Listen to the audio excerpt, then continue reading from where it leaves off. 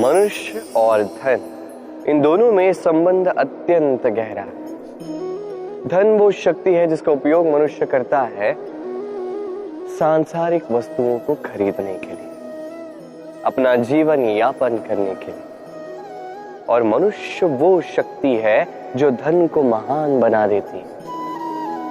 अब एक बात है, उपयोग करना चाहिए धन का और प्रेम करना चाहिए मनुष्य से। ये बात अधिकतर लोग समझ नहीं पाते। लोग यही सबसे बड़ी भूल कर बैठते हैं।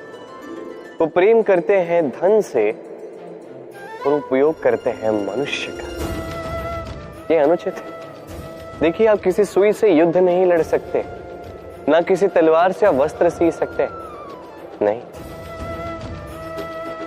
क्या किसके लिए है ये समझना आवश्यक है। आप भी उचित दिशा में कदम उठाइए। प्रेम कीजिए मनुष्य से और उपयोग कीजिए धन का। यदि आप मनुष्य का उपयोग करने लगे तो आपको प्रेम होने लगेगा धन से। ये प्रेम धीरे धीरे परिवर्तित होगा लोभ में और धीरे धीरे ये आपका अंत कर ही देगा। सफलता कौन नहीं चाहता। सफलता को प्राप्त करने का, शिखर पर पहुंचने का अलग ही एक आनंद है। और जीवन में अपने कौन नहीं चाहता। हर एक व्यक्ति चाहता है कि जीवन में मेरे कुछ अपने हों जो सदैव मेरे साथ रहे, क्योंकि अपनों के साथ ही तो सफलता का आनंद सबसे अधिक आता है। परंतु होता क्या है, कई बार सफलता की खोज में उस मार्ग पर चलते चलते हम अपनों से दूर हो जाते हैं। ना चाहकर भी कभी कभी हो जाते हैं। उन्हें समय नहीं दे पाते। कभी कभी भूल जाते हैं कि सफलता का वास्तविक आनंद अपनों के साथ ही है। कि सफल होने के पश्चात जब हम अपनों से मिलते हैं, उनके नेत्रों में हमारे लिए जो भाव है, जो सम्मान है, जो प्रेम है, यही असली पुरस्कार भी है। हम भूल जाते हैं बात और अकेले हो जाते हैं। अधिकतर बार ये होता है। अधिकतर बार लोग जो सफल हैं वो अकेले रह जाते हैं। अब आप क्या चाहते हैं? आप असफल होकर अकेला रहना चाहते हैं या सफल होकर अपनों के साथ आनंद मनाना चाहते हैं? निर्णय आपका है। सफलता के पीछे भागिए, स्वयं को झोंक दीजिए, किंतु अपनों का साथ कभी मत छोड़िएगा। वो अपने जो आपकी सफलता के लिए उत्तरदायी है, वो अपने जिन्हें आपकी सफलता से सुख मिलता है, आनंद मिलता है, उन्हें कभी मत त्यागिएगा। भगवान और भक्त जब एक आकार होते हैं, जब भक्त अपने भगवान की ओर, अपने जीवन के उद्देश्य की ओर पूर्णतः समर्पित होता है, तब जन्म लेती है भक्ति। अब संसार में सारी आशाएं भले ही आपका साथ क्यों ना छोड़ दें, ये भक्ति आपके साथ रहेगी। भक्त और भगवान जब एक आकार हो जाते हैं तो उनमें कोई अंतर नहीं रहता।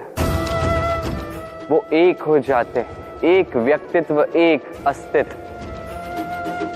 इसलिए कभी भी जीवन में, किसी भी रूप में, किसी भी प्रकार में, किसी भी ईश्वर को मानिए, मन में श्रद्धा जागृत कीजिए, इस भक्ति को जागृत कीजिए। संसार में भले ही सब कुछ आपको छोड़ के चला जाए, तब भी ये भक्ति केवल आपका उत्थान ही करे। तो मन में इस भक्ति को जगाइए। शब्द ही शून्य, शब्द ही आरंभ, शब्द ही अंत भी, शब्द ही अमर है, शब्द ही भ्रम भी। ये शब्द अत्यंत विशेष है। किसी रोते को हंसा देते हैं, किसी हंसते को रुला देते हैं, किसी के मन में ऊर्जा जागृत करते हैं तो किसी के मन को कांटा बनकर चुभ जाते हैं। एक अत्यंत महत्वपूर्ण बात है जो समझना अत्यंत आवश्यक है। आपका मन, आपका हृदय कितना भी शुद्ध क्यों ना हो, कितना भी पवित्र क्यों ना हो, आपकी विचारधारा कितनी भी स्पष्ट क्यों ना हो, यदि आपकी वाणी पवित्र नहीं, यदि आपके शब्द शुद्ध नहीं, तो ये आपको आपके कर्मफल को भोगने पर विवश कर ही देते हैं। एक सरल सा उदाहरण देता हूं। आपके जीवन में कोई ऐसा होगा जो आपको नहीं भाता, जो कदाचित अधर्मी होगा, जो कदाचित नीच बुद्धि वाला होगा, परंतु उसे अपशब्द कह देने से उसमें परिवर्तन तो नहीं आता। उसकी मानसिकता तो नहीं बदलती, बस मन में प्रतिकार की भावना जागती है, द्वेष की भावना जागती है और कुछ नहीं। इसलिए इन शब्दों पर नियंत्रण रखिए, इस वाणी पर नियंत्रण रखिए। श्रेष्ठ से श्रेष्ठ व्यक्ति को भी सावधान रहना पड़ता है, क्योंकि यदि इन शब्दों का प्रयोग उचित ना हुआ तो आजीवन निशब्द होकर रह जाते हैं लोग। वरदान और श्राप, ये दोनों एक ही सिक्के के दो पहलू हैं। ये वरदान हमें कई कारणों से मिलता है, कभी हमारे परिश्रम के कारण, कभी तपस्या के कारण, कभी हमारे पुरखों के परिश्रम और तपस्या के कारण। परंतु ये वरदान कब तक वरदान ही रहेगा ये हम निश्चित नहीं करते। ये निश्चित करते हैं केवल हमारे कर्म। यदि आपको उदाहरण दूं तो किसी रेशम के कीड़े को देखिए, उसे वरदान प्राप्त है कि वो अपनी सुरक्षा के लिए खोल बना सकता है। अब वो उसमें इतना मधांध हो जाता है कि वो एक ऐसा खोल बना देता है जिसमें स्वयं ही गिरता है, दबकर मर जाता है। इसका तात्पर्य क्या है? तात्पर्य सरल है। गर्व करना ठीक है, किंतु अहंकार करना बिल्कुल ठीक नहीं। यदि अहंकार मन में प्रवेश कर गया तो इस वरदान को श्राप बनने में समय नहीं लगता। और यदि कर्म श्रेष्ठ रहे तो श्राप भी वरदान बन जाता है। सुख, दुख, मृत्यु, महामारी, ये कभी बता के नहीं आते, न कभी पूछ के आते। और कुछ ऐसा ही होता है द्यूत का ये खेल, एक कारागार की भांति, एक मकड़ी के जाल की भांति। जैसे एक मकड़े का जाल एक कीट को अपनी ओर आने के लिए उकसाता है अपनी चमक से, अपनी बुनावट से, वैसा ही द्यूत का ये खेल मनुष्य को अपने पास आने के लिए उकसाता है। अंत में जाके मनुष्य फंस जाता है। अंतर बस ये है कि जब कीट इस जाल में फंसता है वो अपने प्राण गंवा देता है। मनुष्य जब द्यूत के इस उकसावे में आता है वो अपना मान, अपना धन, सब कुछ गंवा देता है, अपना विवेक खो बैठता है।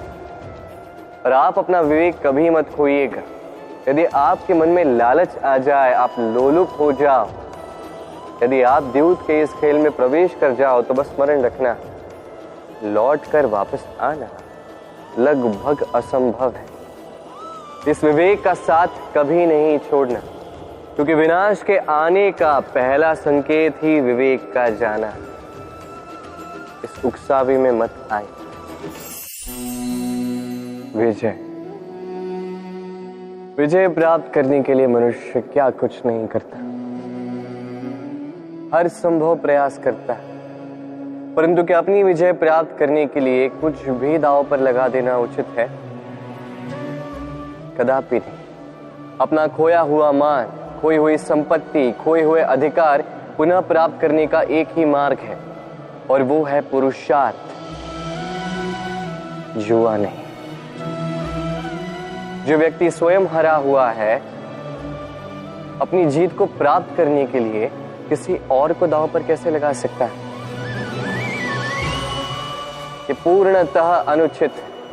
कई बार भौतिक धन पाने के लिए, संपदा पाने के लिए हम हमारा वास्तविक धन, हमारे अपने, उन्हें खो जाने के लिए सज्ज हो जाते हैं। ये उचित नहीं है। संकट कितना भी बड़ा क्यों ना आए, हमारे अपनों को हमारे साथ ही रखना चाहिए, ना कि अपनी विजय के लिए उन्हें दांव पर लगाना चाहिए। ये भूल किसी ने की है, आप कभी दोहराइए मत। राधे राधे।